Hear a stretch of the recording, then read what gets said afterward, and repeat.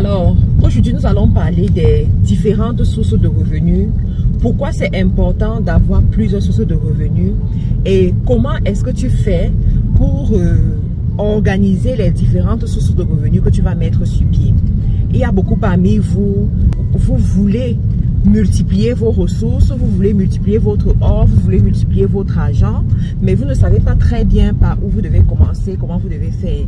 Désolée, j'ai oublié de prendre mon trépied quand je sortais de la maison, mais je dois absolument faire cette vidéo-là aujourd'hui là. Et je suis dans la voiture. Je suis dans la voiture comme vous pouvez le constater.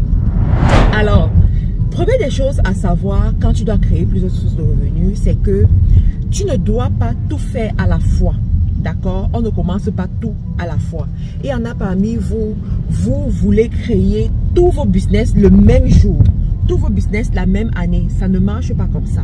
Donc, quand tu commences, tu dois aller progressivement.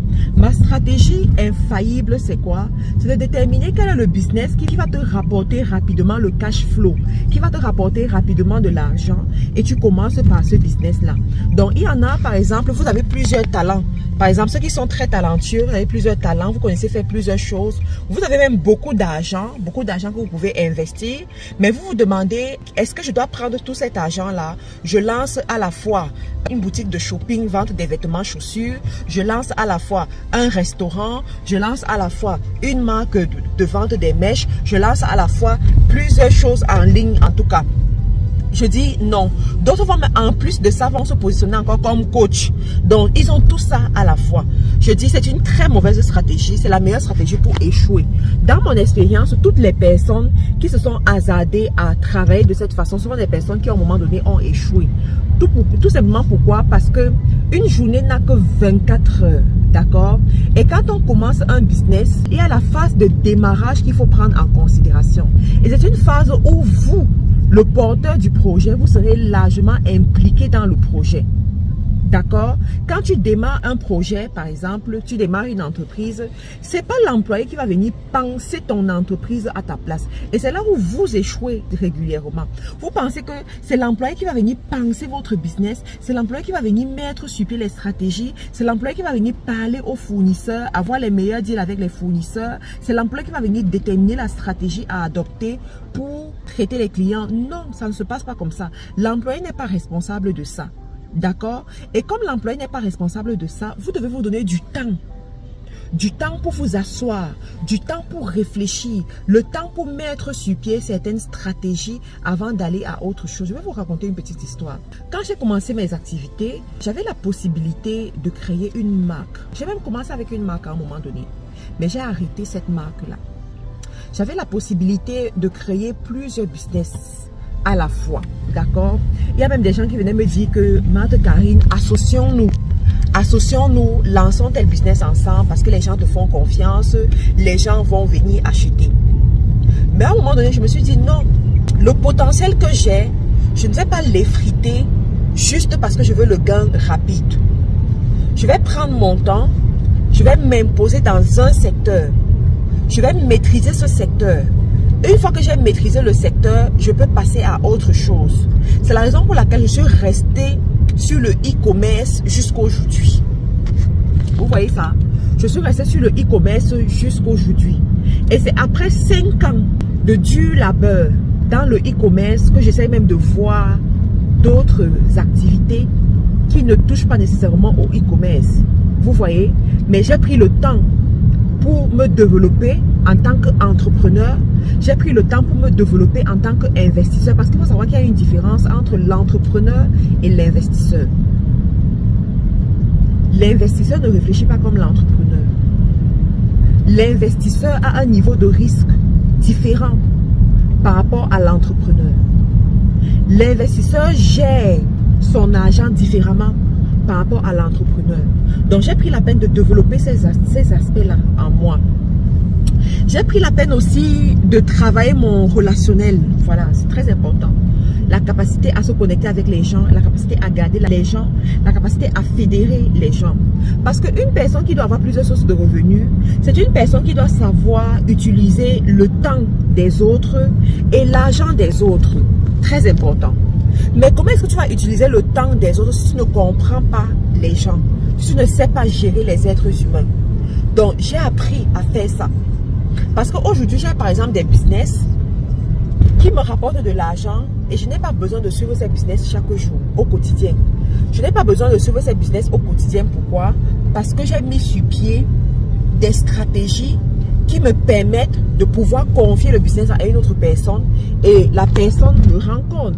Bien entendu, ce n'est pas n'importe qui. On ne fait pas ça avec n'importe qui. Vous voyez? Donc, quand tu veux créer plusieurs sources de revenus, première des choses, tu vas d'abord sélectionner ce qui te rapporte le cash flow, ce qui te rapporte beaucoup d'argent rapidement. Deuxième des choses, tu vas te donner le temps de développer cette activité qui te rapporte le cash flow. Troisième des choses, tu vas pouvoir épargner ton argent. Parce que moi, je dis toujours aux entrepreneurs que si tu as commencé la première activité en tâtonnant, la deuxième activité, tu dois venir en frappant fort. Tu dois venir en tant qu'un expert. Tu dois venir avec, c'est-à-dire avec une force de frappe en fait.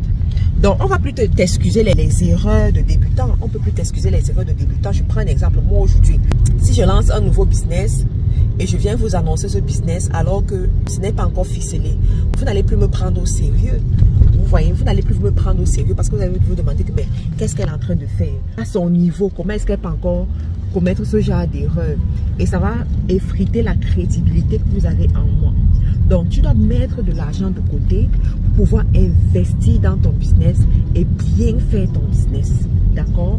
Quatrième des choses, tu dois pouvoir bien t'associer avec les gens qui pourront gérer tes différentes sources de revenus. Parce qu'une journée n'a que 24 heures.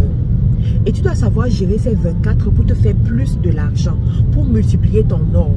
Mais il te faut savoir gérer les êtres humains, savoir recruter, savoir faire le bon casting, savoir intéresser les gens. De telle sorte que ces gens se sentent bien en ta compagnie, se sentent bien à travailler avec toi, sentent un intérêt à s'impliquer à long terme dans ton business. Ça encore c'est un autre problème. Parce que tu auras des gens, tu peux avoir des employés qui viennent travailler avec toi pendant un mois et après ils vont recopier ton business. Ils deviennent tes concurrents. Ou alors ils travaillent avec toi pendant 6 mois et après ils perdent, voilà, ils passent à autre chose quoi.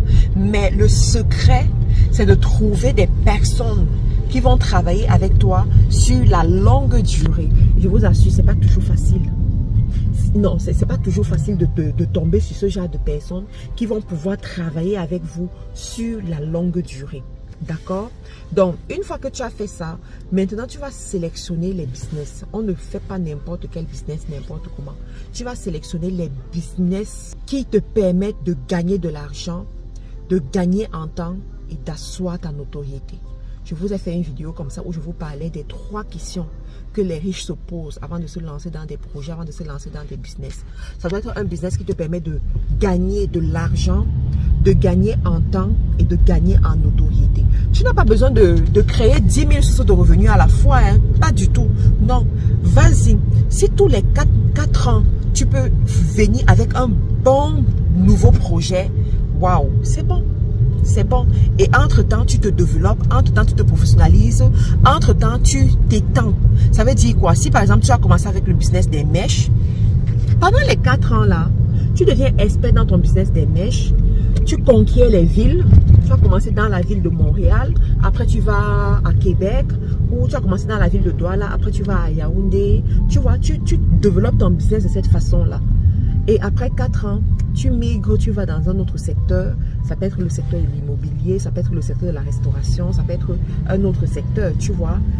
C'est comme ça qu'on réfléchit pour multiplier ses sources de revenus et ne pas mettre tous ses œufs dans le même panier. Donc voilà les amis, ce que j'avais à vous transmettre aujourd'hui.